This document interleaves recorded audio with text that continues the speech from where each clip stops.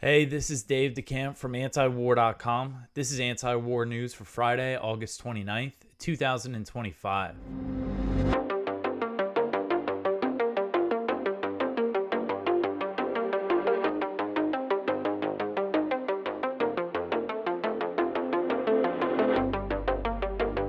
All right, the first story at the top of antiwar.com today. U.S.-funded monitor says famine is occurring in Gaza. So a U.S. government-funded hunger monitor has concurred with the UN-backed Integrated Food Security Phase Classification, the IPC, that famine is taking place in the Gaza Strip. So the Famine Early Warning Systems Network, or FuseNet, which has historically been funded by the U.S. Agency for International Development, USAID, issued a report on August 22nd, the same day as the IPC report, stating that famine is ongoing in the Gaza governorate, which includes Gaza City. So this report was issued last Friday. So in a way, this is almost week-old news, but this was barely noticed. That FuseNet, which again is U.S. government funded, was started by U.S. aid in the 1980s. One of its purposes is to guide U.S. foreign policy. So this U.S.-funded monitor agrees with the IPC that famine is taking place in Gaza. And the report makes it very clear that famine is taking place because of the Israeli siege, the bombing campaign, and the starvation blockade. So the FuseNet and IPC reports said that famine is also likely occurring in the North Gaza governorate, and that the situation may be even worse there, but that it could not be officially confirmed due to the lack of data. So North Gaza, that's talking about Beit Hanun, Beit Lahia, Jabalia, these areas that have been completely destroyed. So that's north of Gaza City, and then it says down in Khan Yunis and Deir al-Balah. This is, again, the same thing as the IPC report, that famine is projected to begin in southern and central Gaza by the end of September, unless immediate action is taken. So FuseNet said in its report, quote, FuseNet's classification of current or projected famine in 3 governorates was reached jointly with the Integrated Phase Classification Partnership and independently reviewed by the Famine Review Committee, end quote. Look at this picture of this boy trying to get food. This is in Gaza City. I mean, imagine if your children had to go through this to get food. So the FuseNet report also made clear that Israel was responsible for the famine in northern Gaza and cited the Israeli government's own data to say that no food was allowed into the area from March to May. So this idea that Israel is not responsible for this, that they weren't blocking food, is contradicted by the Israeli government's own data. So FuseNet said, quote, after 22 months of war, repeated mass displacements, the destruction of nearly all essential infrastructure, and extreme restrictions on the entry of food, northern Gazans have long exhausted their coping capacity, end quote. The U.S.-funded Hunger Monitor also said that Israel's plans to take over Gaza City will only make the situation worse, which is very obvious. But obviously, the U.S. is supporting Israel's escalations and everything that Israel is doing in Gaza, the genocide in Gaza. FuseNet said, quote, the confinement of the population, density of overcrowding amid scarce shelter, and increasing strain on extremely limited humanitarian and healthcare services are all expected to worsen in the lead up to Israel's plan to forcibly displace the entire population of Gaza City by October, end quote. The report noted the killing of Palestinians near aid distribution sites run by the U.S.-backed Gaza Humanitarian Foundation, an effort that is strongly supported by the Trump administration. FuseNet said, quote, over 700 deaths linked to the distribution of aid were reported across the Gaza Strip in July alone, including 390 at, in or near GHF distribution sites in the South, end quote. So antiwar.com asked the State Department, I asked the State Department if it agreed with or rejected the findings of FuseNet. A State Department spokesperson pointed to President Trump's earlier comments that starvation was taking place in Gaza and said that the administration will, quote, neither use nor legitimize data from the Hamas-controlled Gaza Health Ministry and we are seeking clarification on if and how any of that was used in IPC reporting, end quote. So that was their response to me. I asked, this U.S. government-funded hunger monitor says famine is happening in Gaza. Essentially, what's your position? And their response was, oh, we got to see if they were using Gaza Health Ministry data. First off, I didn't get too much into the details here, about how they assessed this, that famine was taking place. I kind of ran out of time. There's kind of a lot to it. But basically, it's based on, their assessment is based on a few things. One of them is surveys of households in Gaza, or I shouldn't even call them households, tent holds. And measuring, and the other method they use is measuring the circumference of children's arms, which is a way to tell that famine is taking place. And it's over the whatever the diameter is, the percentage of kids under that diameter is over the threshold for famine. And that's one of the main things that this famine declaration is based on. And when it comes to the Gaza Health Ministry data, so I asked FuseNet, we'll see if they get back to me, if they want to respond to what the State Department said.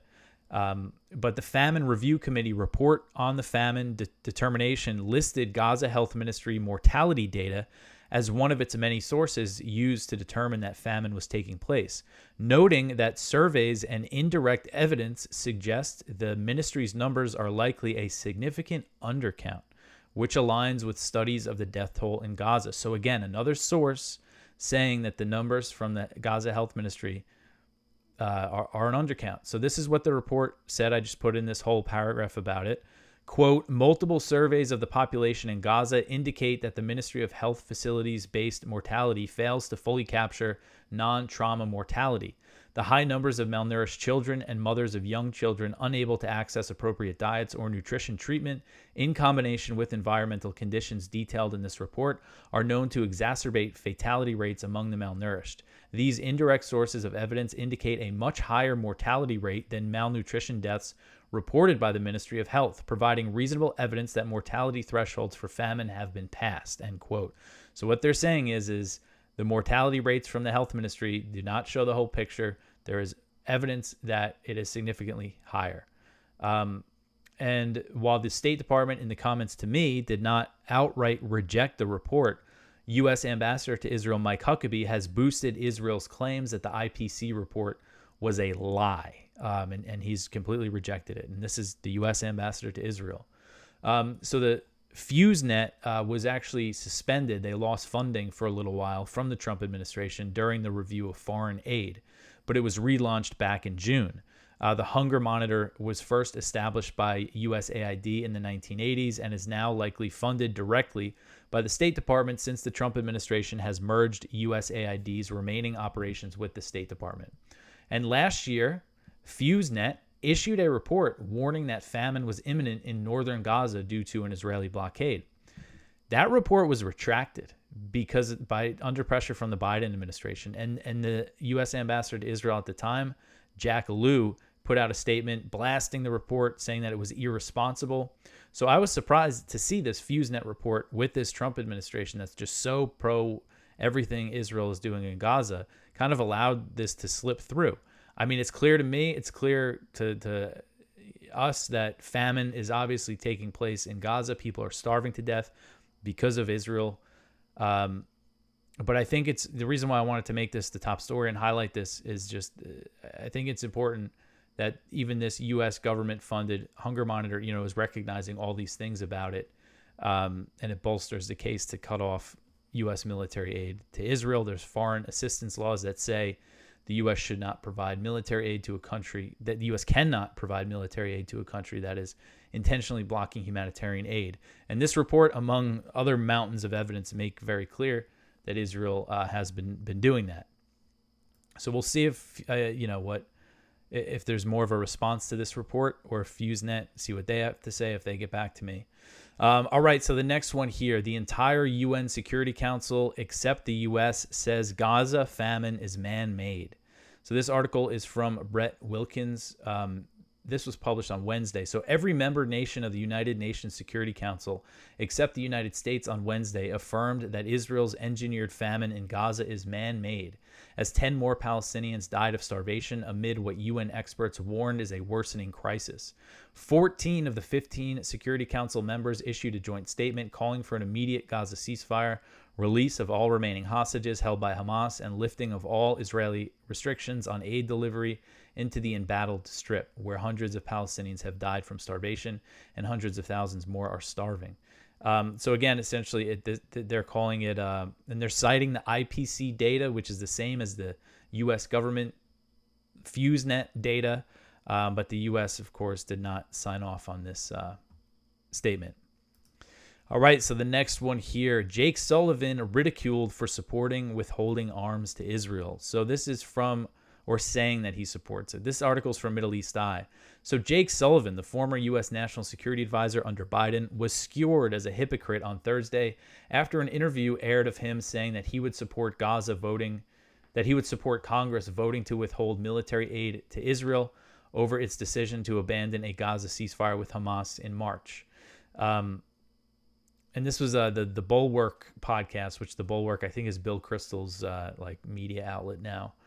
Sullivan said, quote, "The situation as it stands today, following the breakdown of the ceasefire in March, means that a vote to withhold weapons from Israel is a totally incredible position. That is a position I would support. This has almost been too obvious to say, but Jake end quote." So that's the end of, I went into someone else's quote, someone who was ridiculing Sullivan, of course, because he was one of the original, as this commenter on X says, that he was one of the original architects and cheerleaders for Israel's genocide, and personally intervened to make sure the U.S. is sending more bombs. So again, very supportive of Israel, of the genocide, when he actually, had power and was essentially, him and Blinken, I think, were running the shot, the whole show there. And now, he could say on a podcast, oh, well, maybe, we should block weapons because they broke the ceasefire. But during the Biden administration, as Matt Miller recently just admitted, they knew that Netanyahu was the one blocking any kind of ceasefire deal, and continued to support Israel throughout that whole time. All right, so the next one here, Smotrich proposes annexing Gaza and ethnic cleansing. So this is another one from Brett Wilkins. We reprint his stuff from Common Dreams. Israeli Finance Minister Bezalel Smotrich on Thursday proposed the systematic annexation of Gaza over the coming months if Hamas keeps fighting, as well as the implementation of U.S. President Donald Trump's plan to ethnically cleanse the Palestinian enclave. Smotrich, who leads the far-right religious Zionism party, announced his plan to win Gaza by the end of the year during a press conference in Jerusalem. He said that Israel must completely hold control of the entire Strip forever. He said that an ultimatum will be presented to Hamas between two options: surrendering, disarming, and returning all hostages kidnapped during October 7th attack, or, quote, the gradual annexation of areas of the Gaza Strip and reduction of the enemy's territory and implementation of the Trump plan for voluntary immigration of the Strip's residents, end quote. And of course, the voluntary immigration, that is ethnic cleansing. This idea that there's anything voluntary about this is completely ridiculous. Smotrich also called for a tightening of the siege on Gaza in order to starve and dehydrate Hamas fighters to death. That was his quote, the way he put it there. Of course, we know Smotrich wants to starve all the Palestinians to death. He has said publicly that, I forget exactly what the quote was, but basically, the world won't let us starve all the Palestinians to death, even if it may be moral and justified. So that's who Bezalel Smotrich is, and he's not some fringe figure. He is a very powerful figure in the Israeli government in a top-level position. All right, so the next one here, and he's involved in the security cabinet meetings and drafting all these plans for Gaza. All right, so the next one here, the IDF and starvation kill 75 more Palestinians in Gaza over 24 hours. So Gaza's health ministry said on Thursday that Israeli attacks have killed 71 Palestinians and wounded 339 over the previous 24-hour period as U.S.-backed Israeli attacks continue across the Strip. On top of the violent deaths, the health ministry said that it recorded another 4 starvation-related deaths amid the famine caused by the Israeli siege. Reports on Thursday said that Israel ramped up its bombardment of Gaza City as it moves forward with its plans to conquer the city. The Israeli offensive has focused on Gaza City's Zaytun neighborhood, and satellite images show that the area has been turned into ruins in just a few weeks. This picture here is a young boy, teenage boy, who was killed by Israeli strikes on Thursday. Gaza's civil defense agency told Al Jazeera that Israeli forces have demolished more than 1,500 homes in that short time. Israel's plans for Gaza City involve the cleansing of the more than 1 million Palestinians sheltering there and the complete destruction of the city. And Israeli strikes hit other parts of Gaza on Thursday, including one bombing that killed a woman and her child in the southern city of Khan Yunis in a tent. A doctor at the Nasser Hospital in Khan Yunis told Reuters that dozens of Palestinians were admitted with gunshot wounds after they came under attack by Israeli forces when they were attempting to get aid. So the killing of aid seekers continues. It is just insane. I mean, I don't know.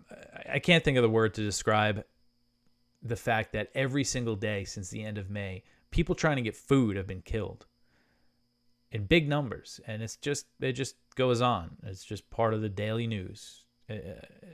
It's just completely insane. All right, the next one here. So this is a big story too. The U.S. announces long-range missiles for Ukraine. So I covered this earlier this week. There was a report in the Wall Street Journal basically saying that this happened, and now this is confirmation, and it's an official announcement.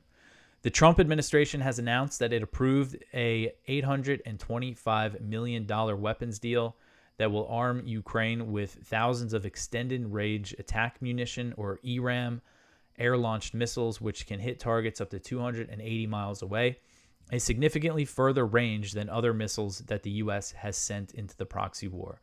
The Pentagon's Defense Security Cooperation Agency, the DSCA, said the deal will provide Ukraine with 3,350 ERAM missiles, 3,350 embedded global positioning system navigation systems, and other related equipment. The arms sale will be funded in part by foreign military financing, which is a State Department program that provides foreign governments with money to buy U.S.-made weapons. Other funding for the deal will come from Denmark, the Netherlands, and Norway. So I don't know what exactly the percentage is, how much is going to be funded by FMF, but this is Trump funding more missiles to Ukraine and longer range missiles than anything Biden gave them. And as I mentioned, the Wall Street Journal first reported this on Saturday.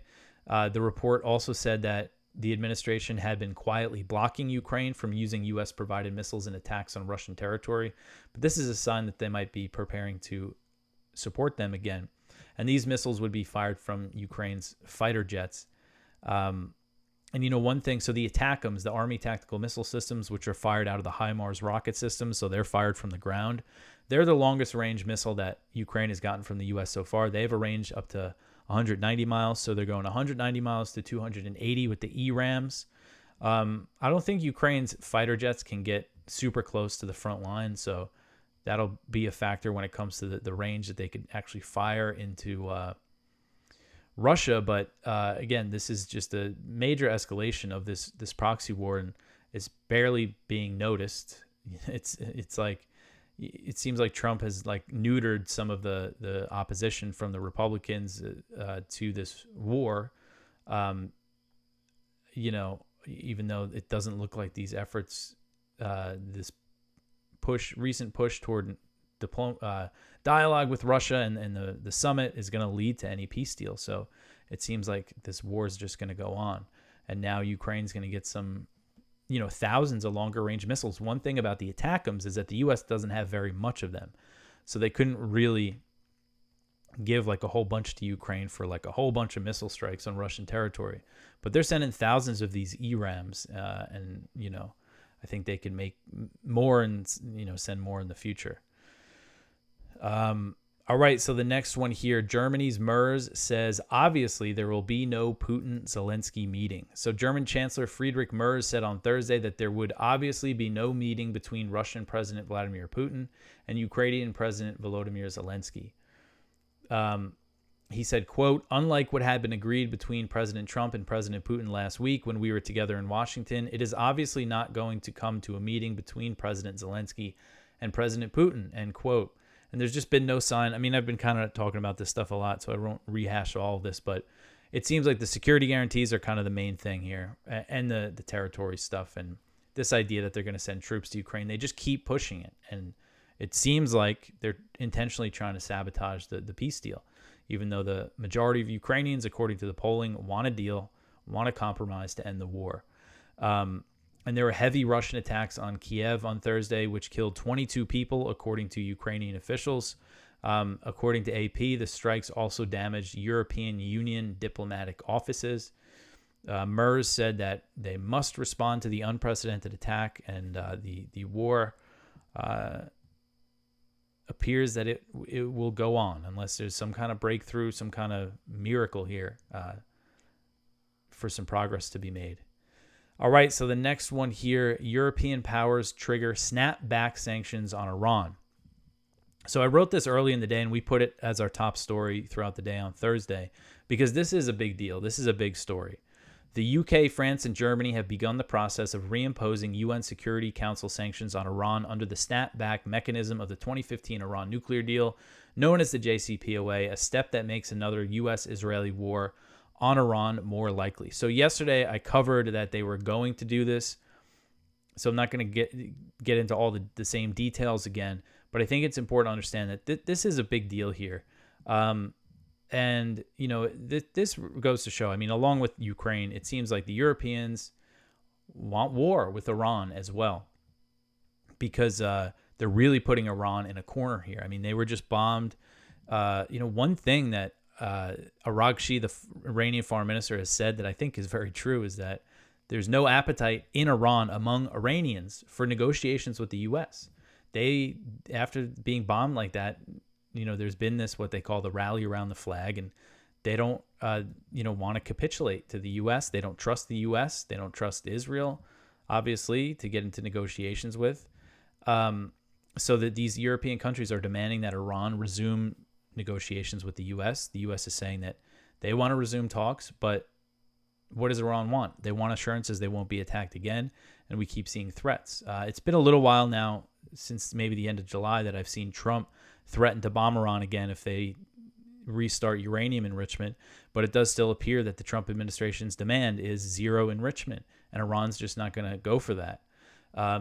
And so they're probably preparing for war. And these UN Security Council sanctions are significant. Trita Parsi had a long post about it on X. He's an Iran expert. He works for the Quincy Institute.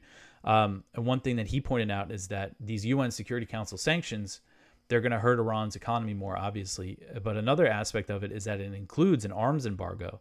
And if they are implemented and Russia and China follow them, you know, that has an impact on Iran's military and ability to rearm.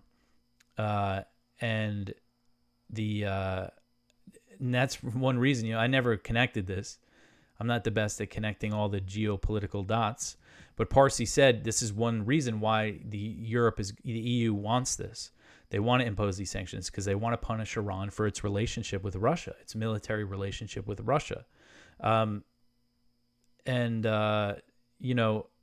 the other aspect here, again, is that Iranian officials have said they could pull out of the NPT in response to this, which that could be a pretext for the U.S. and Israel to launch a war. Parsi seems to think that just the UN snapback sanctions alone could be used as a pretext to start another war.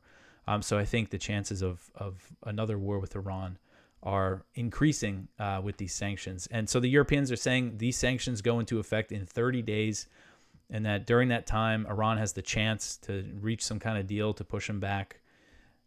But it just doesn't seem like a deal is really possible at this point. But we will see what happens. All right, so the next one here, Israel bombs Yemen's capital, Sanaa, for second time this week. So the Israeli military bombed the Yemeni capital of Sanaa for the second time within a week on Thursday, as the Houthis, officially known as Ansar Allah, have continued their attacks on Israel in response to the genocidal war in the Gaza Strip. Israeli officials claimed to Israeli media outlets that the strike targeted a group of 10 senior officials who were gathered to hear a speech by Ansar Allah leader Abdul Malik al-Houthi, but Houthi officials denied the claim and said that civilians were targeted. So Israeli officials are saying they targeted a bunch of senior Houthi officials. The Houthis are denying that. And there's been no reports of casualties so far. But listen to this statement. So this is Israel Katz, the defense minister of Israel. And this is what he said after this attack in a statement. He referenced the plague of the firstborn, and that is a reference to the biblical narrative from the book of Exodus about the plague brought upon Egypt that resulted in the deaths of all firstborn males. Katz said, quote, "As we warned the Houthis in Yemen, after the plague of darkness comes the plague of the firstborn," end quote. So most of Israel's attacks on Yemen have involved strikes on infrastructure, on energy infrastructure, which Katz appeared to be referencing by mentioning the plague of darkness. Earlier this week, Israeli attacks hit a power plant and an oil facility in Sanaa, killing 10 people. And of course, these Israeli strikes have done nothing to deter Ansar Allah, who say their attacks are going to continue until there is an end to the genocide and the blockade on Gaza. The fact that the U.S. couldn't stop them when it had aircraft carriers that it could, stationed right off Yemen, 2 aircraft carriers at one point. It was flying bombers from Diego Garcia. Israel just doesn't have the capability, at least I don't think, to keep up airstrikes that it's really going to put a dent in the Houthis, even if they kill leadership. I think if they kill leadership, it's going to help their cause. So we'll see. Because, you see al-Houthi, the leader, when he calls a rally, he calls them like a 1,000,000-man march. You see pictures from Sanaa and other parts of North Yemen that they control. Hundreds of thousands, millions of people out on the streets, lots of them with rifles. They have popular support in the area of Yemen that they govern. So this idea that taking out the leadership is going to do anything is just misguided, I would say. All right, so the next one here, Israeli ground troops raid Damascus Airbase. This one is from Jason Ditz. Following up on the deadly Israeli drone strikes against Kiswa in the southern part of Metro Damascus, Israel conducted an overnight raid of an old airbase there with dozens of IDF troops arriving via helicopters and spending over 2 hours in the base.